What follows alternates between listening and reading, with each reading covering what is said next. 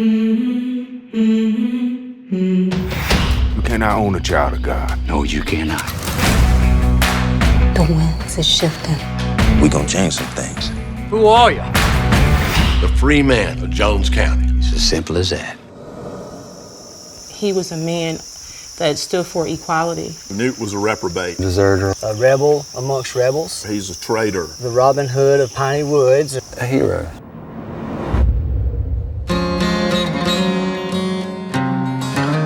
It's amazing that there's so many people in this county that, of course, have heard the title Free State of Jones their whole life, but that knew nothing about where that come from.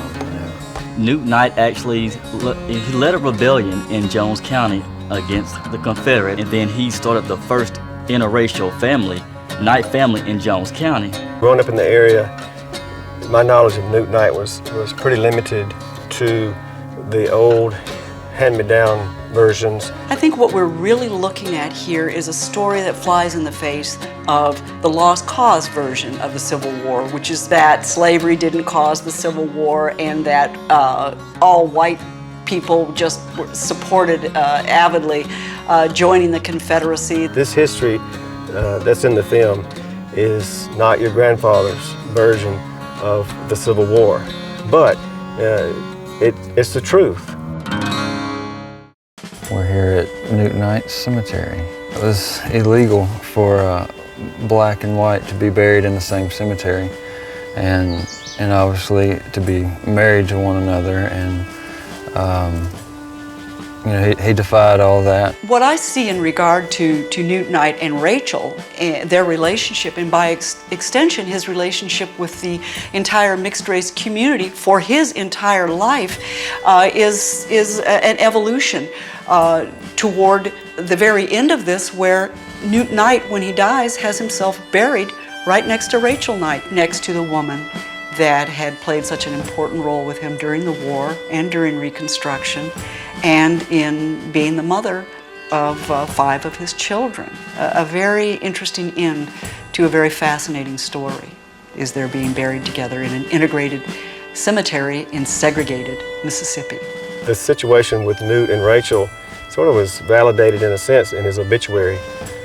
In the Ellisville newspaper, it talked about, everything that he had done during the war was noble and understandable, except that he ruined his life by marrying a former slave, Rachel. But they used the word marry. That's where he's buried today, and he's the only white person in that cemetery. On his footstone, he has a Sal, his shotgun, that he carried everywhere with him, even after the war. And an inscription that he lived for others, and that sums who Newt was perfectly. Jones County is the most conservative county in the state of Mississippi. You're right in the middle of the Bible Belt. I think Jones County has more churches per capita than any other county in the state. My name is Wyatt Moles. I am from Ellisville, Mississippi, capital of the Free State of Jones, and I am a descendant of Newt Knight's grandfather.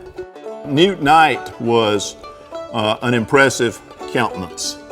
He was about 6'4", good looking by the standards of the day. He is a primitive Baptist. He was a Bible-thumping Calvinist who believed in predestination.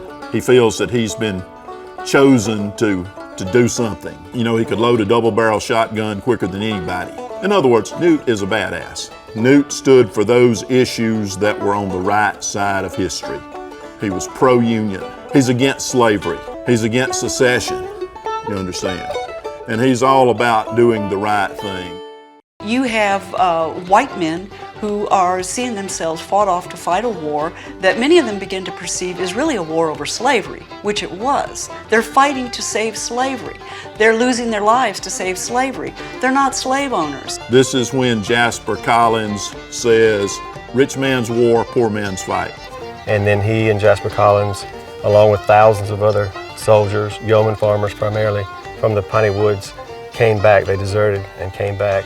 Newt was the same as tens of thousands of Confederate soldiers who deserted. We know now there's more soldiers lost to the Confederate Army from desertion than from anything else. including disease, including death on the battlefield. I'm Victoria Bynum, the author of The Free State of Jones, Mississippi's Longest Civil War. I think one of the images of the Confederacy that often comes out of the Lost Cause version of the Confederacy is that somehow it was a government of the common white man. The Confederacy was the government created by and for the slaveholding class. Newt, they go into the Army in 1861. Which was really not an unusual thing. A man had a lot to lose by refusing to join. A lot of them had pressure to enlist. Newt says that he joined only as a medic or an orderly and went to war. They're at the Battle of Corinth, in 1862, getting the blown out of them. That's when the Confederate Congress, in October of 1862, passed a piece of legislation which was known as the 20-slave law. And this was something that really struck at the heart of the class antagonism between the planters and the yeoman farmers. That law exempted from military service one white male on every plantation that had 20 or more slaves. If there were 40 slaves, 2 white males got to go home. If there were 60 slaves, 3 white males got to go home. And that didn't go over well with the agrarian class, with the yeoman farmers, who were already suspect about the motives behind this war. Did you know that The Hateful Eight with 3 words is the longest title for a film directed by Quentin Tarantino? All the titles of his previous films only consisted of 2 words. For example, Pulp Fiction, Jackie Brown, Inglourious Basterds, Django Unchained, or Kill Bill. What's your favorite movie directed by Tarantino? Let me know in the comments below and click here for more cool videos. Thanks for watching. See ya!